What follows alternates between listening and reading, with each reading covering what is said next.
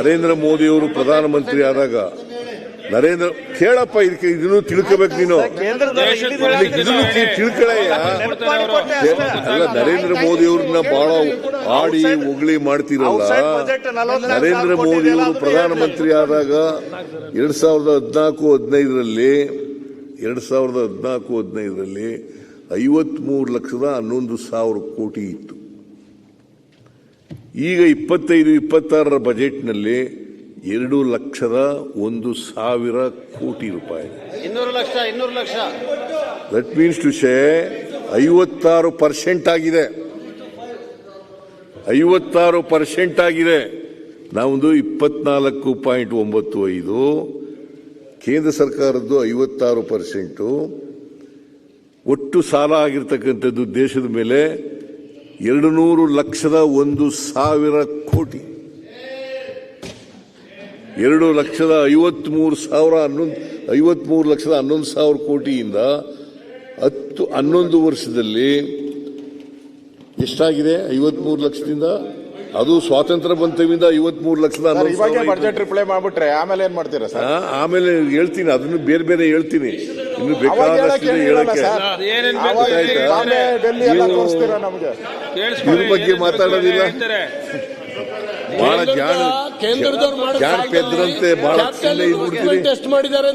ಈ ವರ್ಷ ಎಷ್ಟು ಗೊತ್ತಾ ಸಾಲ ಮಾಡಿರೋದು?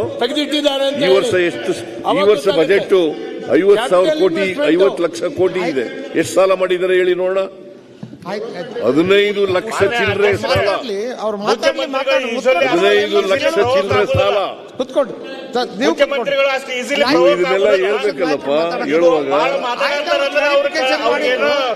ಇದೆಲ್ಲ ಹೇಳ್ಬೇಕಲ್ಲ ಹೇಳುವಾಗ. 15,60,000 ಕೋಟಿ.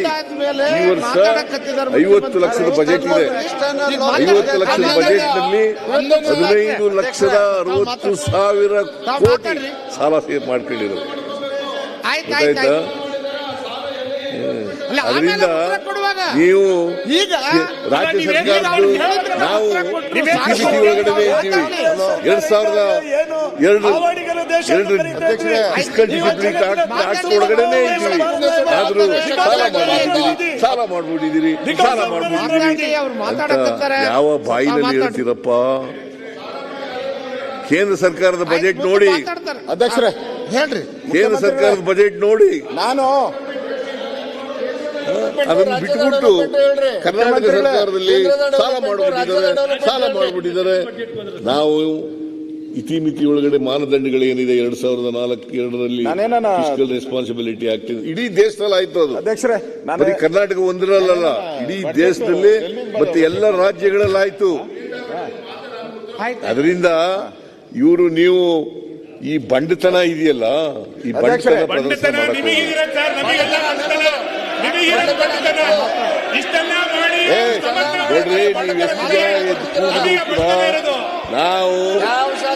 ನಾವು ವಿಚಲಿತರಾಗಲ್ಲ. ನಾನು ವಿಚಲಿತ ಆಗಲ್ಲ. ನೀವು ಎಷ್ಟು ಜನ ಕೂಗಿದ್ರು ಕೂಡ ನಮ್ಮ ನಾವು ಅಧ್ಯಕ್ಷರೇ ಈಗ ರೆವಿನ್ಯೂ ಡಿಫಿಸಿಟ್ ನಿಮ್ಮ ಕೇಂದ್ರ ಸರ್ಕಾರದಲ್ಲಿ ಎಷ್ಟಿದೆ ಹೇಳಿ ನೋಡೋಣ.